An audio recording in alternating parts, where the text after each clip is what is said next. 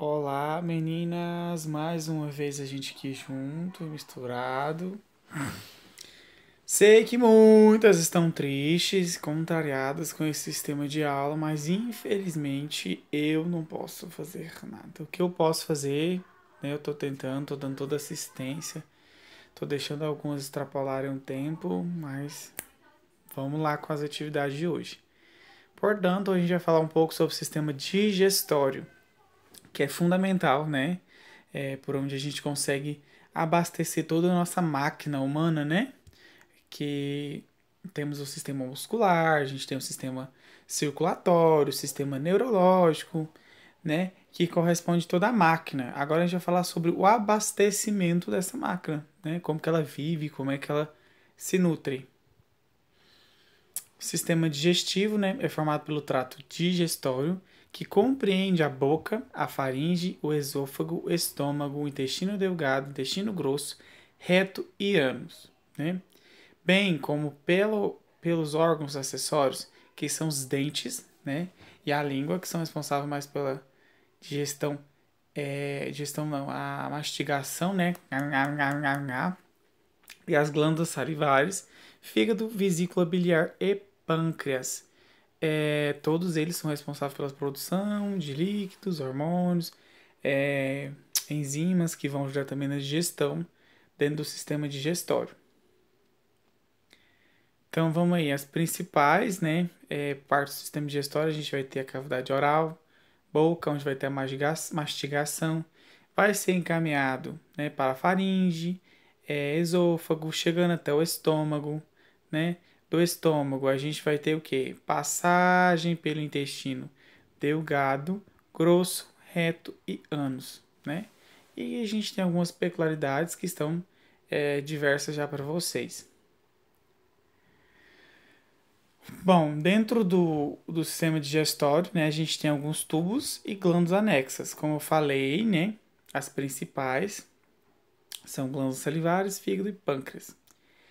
No tubo digestório, a gente tem a boca, faringe, esôfago, estômago, intestino delgado, intestino grosso, recto e ânus. Tá repetido, mas assim, eu quero que vocês destrinchem bem, tá? As separações desse processo. Então, se eu colocar na prova, qual que é a ordem do tubo digestório ou tubo digestivo, eu vou cobrar essa ordem aqui, tá? Boca, faringe, esôfago, estômago, intestino delgado, intestino grosso, recto e ânus. Por que, professor, tem que ser nessa ordem? Porque a digestão acontece dessa forma, a partir da mastigação, aí pelos movimentos peristálticos, vão passar pela faringe, esôfago, chegando até o estômago, vai ser passado pelo primeiro processo digestório, ser encaminhado por movimentos peristálticos novamente para o intestino delgado, vai ter a absorção dentro dele, vai passar para o intestino grosso, né? Vai ter o resto do armazenamento, os bolos fecais, vai ser a absorção de água, vai ser encaminhado para o reto, onde vai ter armazenamento, e encaminhado para o ânus, que vai ser o quê? A excreção do bolo fecal, das fezes. Então é importante que essa ordem aconteça dessa forma. Na digestão, a gente tem dois tipos de digestão. Temos a digestão mecânica, né, que eu botei essa imagem aí de uma ferramenta para vocês entenderem mais, que ocorre apenas na mastigação. Obviamente é efetuada pelo quê? Pelos dentes dentro da boca. Então, ó, nham, nham, nham, nham, nham, é um processo de digestão mecânica. Começa aqui na boca, tá? Então a gente vai dar uma triturada nesse alimento para que aconteça o resto da digestão. E temos a digestão química, que atua em todo o tubo digestório, realizada por sucos digestórios, né? Que são as enzimas, os ácidos que vão ser dispensados em cima desses alimentos, né? Triturados, depois para poder ter a condição do sistema digestório absorver, né? Os nutrientes que estão presentes nessa alimentação. E é isso. A digestão, né? Mecânica e química, mais uma vez mecânica, através da língua, dentes e movimentos peristálticos, né? Nham, nham, Então, engolir também faz parte do movimento peristáltico. Quando a gente faz esse movimento, engolir, Automaticamente vai ser movimentos peristálticos feitos pela faringe, encaminhando para o esôfago e vai movimentando, até fazer todo o processo dentro do nosso organismo. Ok? Digestão química, que são sucos digestivos, que eu já falei para vocês. E agora eu vou introduzir sobre o sistema digestório superior. Peraí, vamos lá. Vamos começar a falar sobre o anexo boca. A maioria dos mamíferos mastiga o alimento. Tal ato permite sua diminuição, umidificação, em alguns casos o contato de enzimas digestivas presentes na saliva, que é a peptidina. Né? Então, beleza. Então, uma das principais funções da saliva é essa função de contato das primeiras enzimas, tá bom? Que são responsáveis pela transformação do glicogênio e amido em maltose. Nessa fase, na digestão, a língua tem importante papel, além de auxiliar na diminuição e diluição do alimento, permite a captura de sabores, estimulando a produção de saliva. Os sais presentes na saliva neutralizam o possível ácido do alimento também, tá bom? Então, assim, a boca tem grandes funções aí, né? Desde mastigação, neutralização do ácido de alguns alimentos, né? A gente pode encontrar, por exemplo, no limão e outros, né? Trituração, encaminhamento e tudo mais. Órgãos do sistema digestório, né? Dentro da boca temos o dente, que são estruturas cônicas, duras e fixadas nos alvéolos da mandíbula e maxilar. Lembram o que é mandíbula e maxilar? São usados na mastigação e assistência da fala. Então, o dente, além dele dar o aspecto da gente mastigar, essa trituração, ele também ajuda na fugiu.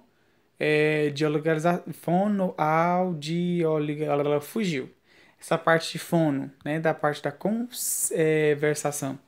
Então ele ajuda nesses sons. Podem observar as pessoas que têm um dentinho um pouco mais aberto, falam mais porque vaza muito ar. Tá bom? Quando a gente usa aparelho também, vocês perceberam que o som da voz muda. Por isso, o dente é fundamental na fala. Tem como função transformar os alimentos em pequenas partes, assim facilitando a absorção e digestão das mesmas, dessas pequenas partes, né? Fundamental. Então, se a gente não tem dente, a gente não tem essa primeira transformação dos alimentos, né? Que vai dificultar ou demorar a digestão do sistema. Uma curiosidade interessante para vocês, tá? As crianças apresentam cerca de 20 dentes primários, né? Aqueles dentinhos de leite. Então, as crianças têm 20 no normal, tá? Mas na vida adulta, normalmente poderão ter 32 dentes secundários, que são os dentes fixos, né? Que a gente vai levar pro resto da vida. Além das próteses que a gente faz aí, né? Que não contam. Também temos a língua na boca, né? Principal órgão do sentido do quê? Do paladar, né? A gente consegue sentir os sabores, né? Também muito importante no processo da fala. Sem a língua a gente também não conseguiria falar. Além de auxiliar na mastigação e deglutição. Né? Então, quando a gente está mastigando, ó, mastigar do lado esquerdo, mastigar do lado direito, é a língua que faz esse movimento. E ela dá aquele primeiro impulso para a deglutição, que ó, engolir. É ela que é responsável. A saliva é liberada dentro da boca também, propriamente dentro da estrutura lingual, mantendo toda a cavidade oral úmida e lubrificada. Além disso, a saliva é secreta por pequenas glândulas salivares, tendo como função de diluir o alimento com o seu pH. Né? Como eu já disse, o pH da língua, ou da saliva, é fundamental no processo digestório, além de neutralizar, ela ajuda no processo de digestão inicial e tudo mais. Órgão do sistema digestório, né? Superior aqui, né? A gente tem a boca que encaminha para a faringe, passando para o esôfago. Se não fosse digestório, a gente teria o sistema respiratório, que desceria por onde? Traqueia, tá bom? Órgão do sistema digestório, faringe e esôfago, que a gente vai falar agora. Após a mastigação feita por onde? Pela boca. É empurrado pela língua, o bolo alimentar, que passa por onde? Pela faringe, por meio dos movimentos musculares e é direcionado para o esôfago.